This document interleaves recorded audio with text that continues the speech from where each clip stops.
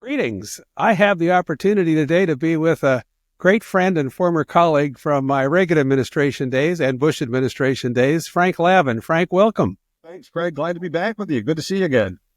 We're talking today because Frank is publishing a book on Ronald Reagan and on his experiences in the White House with President Reagan, President Bush, his experiences at the Commerce Department, where he led our trade relations policy around the world, and then as ambassador to Singapore, where I also had a chance to visit with you years and years ago.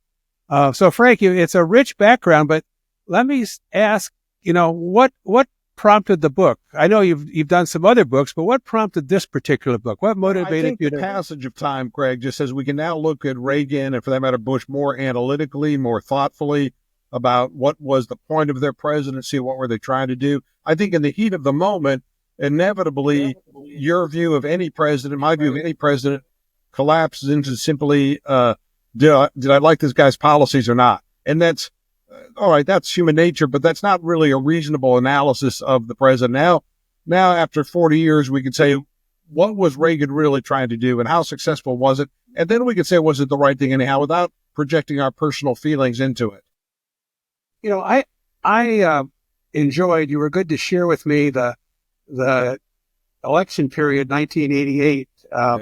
I will say it was right on target, right on point, accurate as could be. But what I really appreciated was it's history, but it's interwoven with your own perceptions and your personal experience. So it's it reads almost like a novel, except that it's accurate and it's perfectly correct. Let me make a broader point, a little paradoxical point. The least important part of a memoirs is the individual.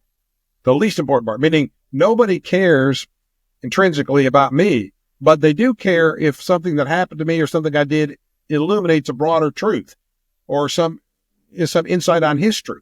Then you say it's kind of interesting. So what I tried to do is say, look, this is not the Frank Lavin story, what I had for breakfast and what I liked the most about the White House and my personal preferences. This is really, I'm only going to include these anecdotes if they illuminate something broader, or maybe if they're very colorful or crazy, then it's got entertainment value. But you're really trying to shy away from a diary kind of format and make it something that's more illustrative. So the reader, anybody who's interested in history or political science or White House operations can say, that wasn't a bad book. I learned something about how the White House works and how presidents think and how staff folks respond to presidents, and how the whole machine comes together.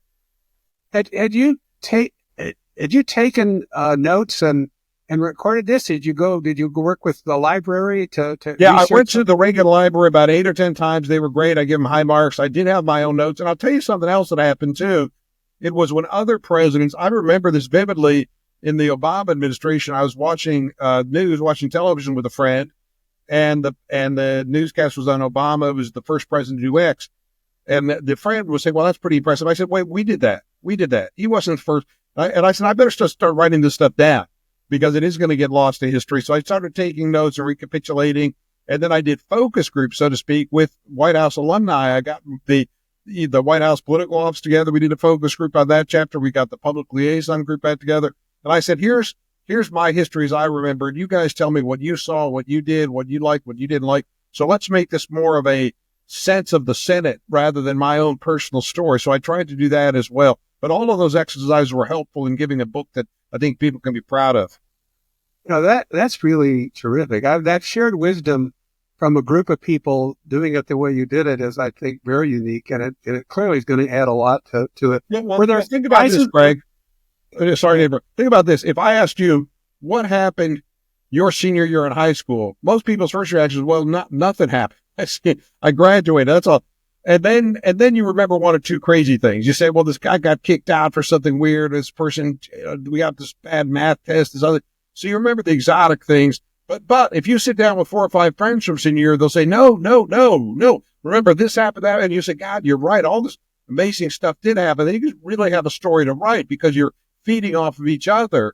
Right? That's how our memory works. So that's what I tried to recapture in this book. So I'm guessing there were a few surprises, a few things that, people recalled for you that you hadn't initially maybe included. What are yeah, but also I didn't want this to be sensationalist. I didn't want to say, tell me the 5 greatest scandals of the, I mean, because then it's not fair to history if that's how you, but if you have no spice in it at all, if you have nothing weird in it at all, then people say, well, this is kind of boring. You know, the president gave you a memo and you followed up on the memo and you went back to the president and the next day gave you another memo.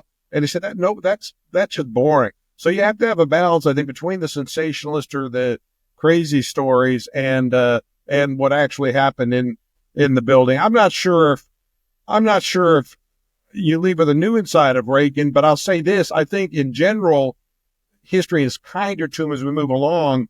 And I think his thoughtfulness is more appreciated as we move along. Whereas at the time, he was viewed as sort of genial, but somewhat detached. To say, well, he was somewhat detached, but he knew where he was going. He knew what he wanted to do. He was not a Jimmy Carter type manager. He was not a detailed guy.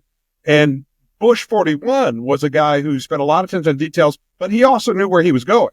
So he had that balance between details and micromanagement, if you will, but also knowing, but you know, Bush knew your name and he knew what drove you and he wanted to connect with you, but he also kept his eye on the big picture. Reagan, I think, was a little less interested in your personal story. He was more of a wholesale communicator. He wanted to speak to the nation, to speak to individuals, but he was a very genial guy. And if you came to him with a human story, he responded very directly and really wanted to engage with you on that. So I think giving that perspective on those presidents maybe is helpful to history. I thought that the work you covered, the time you covered in 1988 with the George H.W. Bush campaign, really opened my eyes to some of the things going on that, you know, I knew that President Reagan was wanting to do anything he could do. He responded to every request. Yeah. But I was flying around all the time with Vice President Bush on the campaign. And so telling the story from the inside of the White House and the political affairs office and how hard you all were working was really just a wonderful addition to my knowledge of what was going on. Well, Reagan was firmly committed to a Bush victory. There's no hesitation, no doubt. And every once in a while, there's a media, theory that somebody didn't like. So I never saw that. I saw this guy Reagan knew that a defeat of George Bush was a abbreviation of Ronald Reagan. And he had genuinely warm, positive feelings about Vice President Bush. They grew to really devote an affection for him over those 8 years.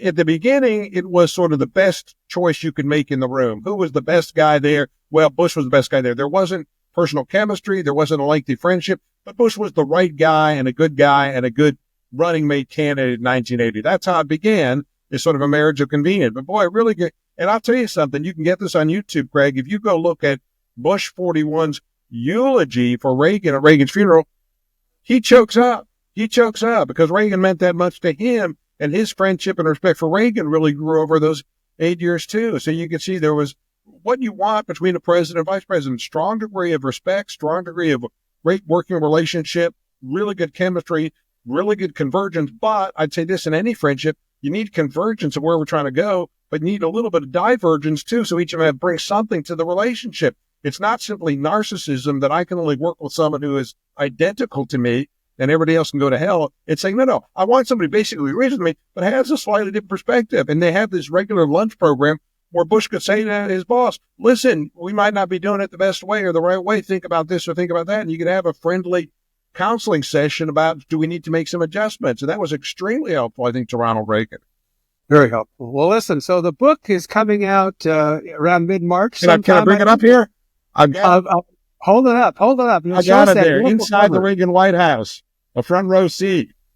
So there it is. I know it's available to order now on Amazon because I've ordered one, and I'm looking forward to reading the entire book.